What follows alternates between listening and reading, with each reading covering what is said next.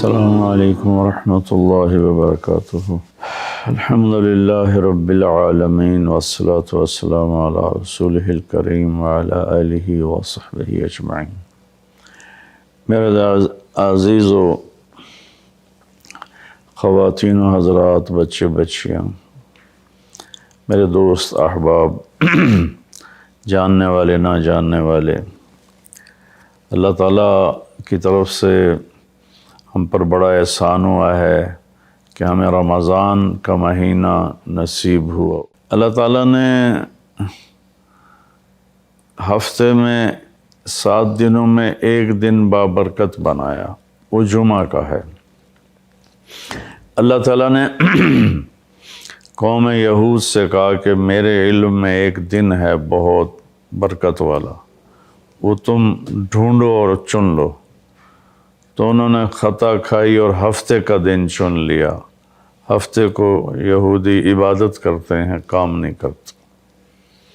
پھر اللہ تعالیٰ نے عیسیٰ علیہ السلام کی قوم سے کہا کہ ایک دن میرے بارگاہ میں بہت بابرکت ہے، دعائیں قبول ہوتی ہیں، اسے تم ڈھونڈو۔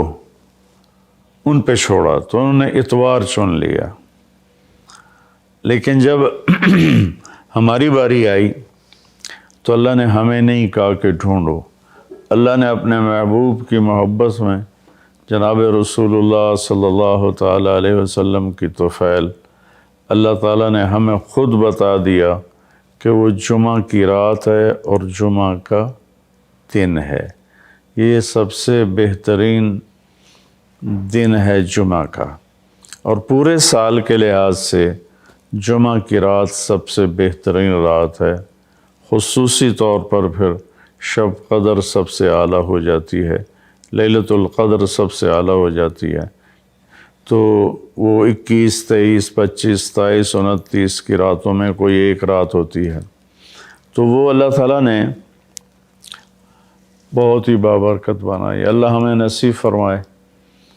تو جمعہ کا دن اللہ تعالیٰ نے پسند فرمایا۔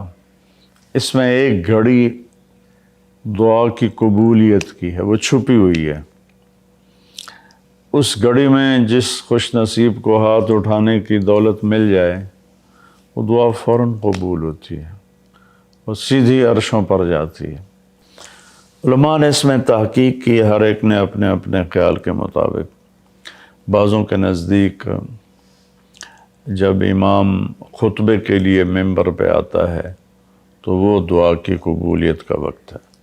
بعضوں کے نزدیک جب 2 خطبوں کے درمیان بیٹھتا ہے تو وہ وقت دعا کی قبولیت کا ہے۔ اور بعضوں کے نزدیک عصر سے مغرب کے درمیان کوئی بھی گھڑی اللہ کی بارگاہ میں دعا کی قبولیت کی ہوتی ہے۔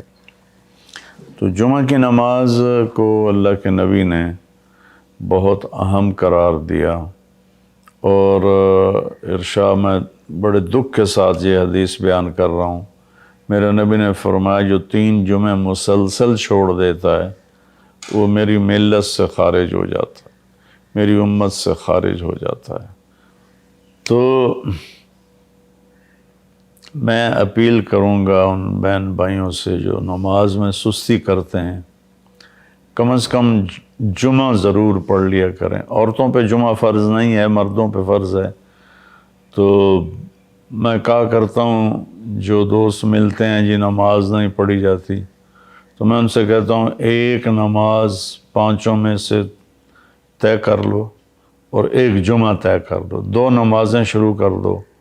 جس نے بھی اس پہ عمل کیا وہ 5 وقت کا نمازی بن گیا۔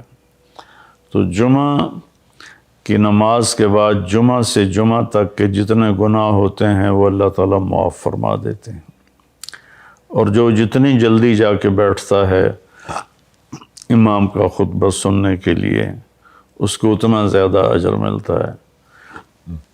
تو آج رمضان کا پہلا جمعہ ہے کہ ہم اس کا اہتمام کریں۔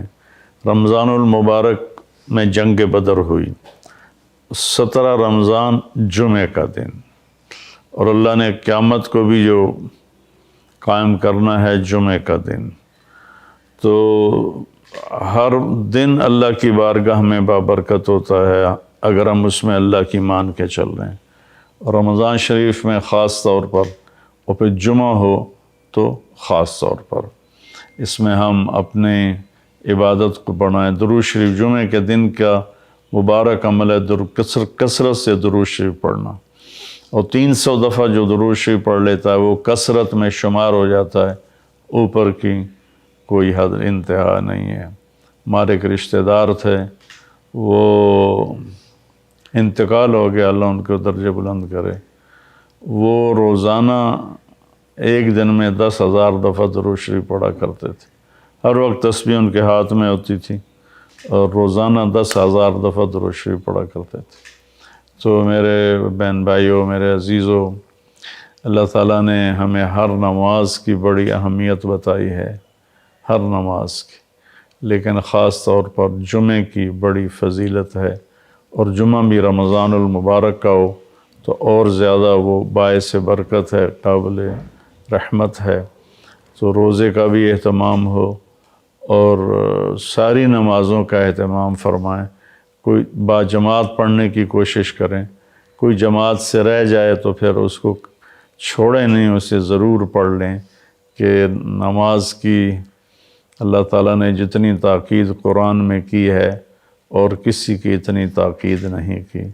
اور اللہ تعالیٰ نے 10 دفعہ اقیموا الصلاۃ اقیموا الصلاۃ اقیموا الصلاۃ وآتوا الزکاۃ، تو 10-12 دفعہ اللہ نے قرآن میں براہ راست حکم کیا اقیموا الصلاۃ وآتوا الزکاۃ. اور ادھر اللہ پاک کی رحمت کے دروازے کھلے ہوئے ہیں. اللہ کا عرش پہلے آسمان پر ہے، جنت کے دروازے کھل چکے ہیں، جہنم کے دروازے بند ہو چکے ہیں. اور میرے نبی کا فرمان ہے کہ اگر میری امت کو پتہ چل جائے رمضان کیا ہے تو تمنا کریں گے کہ سارا سال ہی رمضان ہو، اتنی اللہ کی رحمت ہوتی. اللہ نے فضل فرمایا، صرف 1 مہینے کے لیے ہمیں اللہ تعالیٰ نے اس کا پابند کیا. تو میرے بھائی بہنوں، اس مہینے کو قیمتی بناؤ. کسی سے ہم لڑے ہوئے ہیں، ہم صلح کر لیں. مرنے والے سے پوچھو کہ لڑائی کا کیا نقصان ہوتا ہے. مرنے والے سے پوچھو دنیا کی دوڑ کا کیا نقصان ہوتا ہے. مرنے والے سے پوچھو ماں باپ کی نافرمانی کا کیا انجام ہوتا ہے.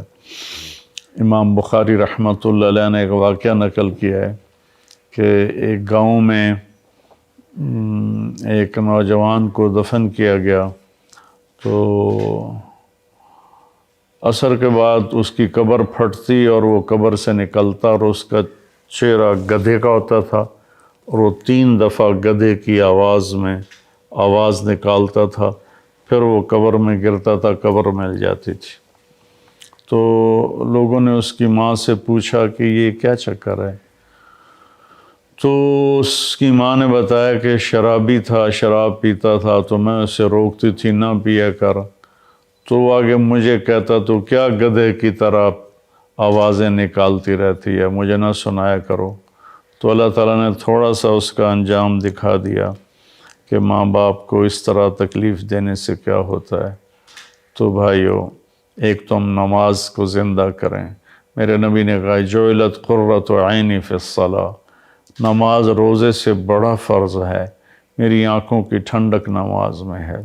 اور جب آپ دنیا سے تشریف لے جا رہے تھے تو آپ نے پورے دین کو 2 لفظوں میں بیان کیا.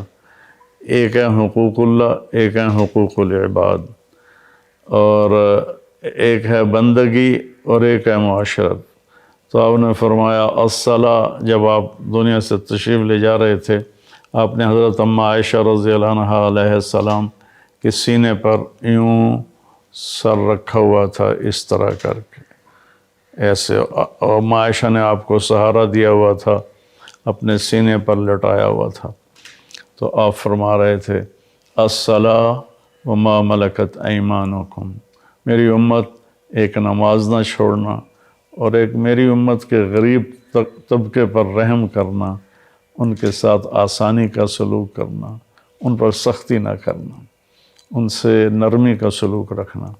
پھر الصلاۃ وما ملکت ایمانکم، نماز نہ چھوڑنا، نماز نہ چھوڑنا، نماز نہ چھوڑنا. اور آخری الفاظ بھی یہی تھے الصلاۃ الصلاۃ الصلاۃ، نماز نماز نماز، پھر فرمایا اللہم الرفیق الاعلی۔